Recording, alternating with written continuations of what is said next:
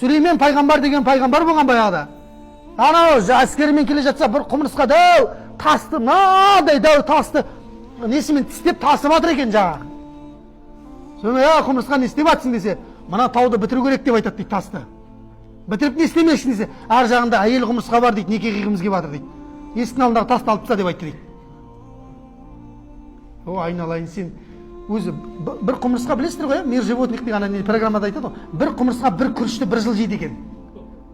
Ол таситын несін қараңыз сіз, мынадай қысқышымен. Ана тау қашан бітеді ол? Бітпейді ол. Өмір жетпей қалады ананың. Неке түгілі. Сонда Сүлеймен пайғамбар айтты дейді ғой, сен қайда, тау қайда деп айтады дейді, тас қайда, мына өмірің жетпейді ғой сен десе, ана құмырсқаның даналығын қарасай. Ей, Сүлеймен деп айтады дейді. Бұл Сүлеймен пайғамбар бүкіл немен сөйлескен ғой, хайуандардың барлығын. Ей, Сүлеймен деп айтады дейді. Менікі бастау ғой, бітіру Алланікі ғой деп айтады дейді. Ар жағы берекет бер. Кәдімгідей Сүлеймен пайғамбар ырза болып қалды дейді құмырсқаға ше. Қасындағы әскерге айтты дейді, жыннан болған. Алып тастана тасты деп айтады дейді. Ана тасты тас еткізіп алып тастады дейді жын.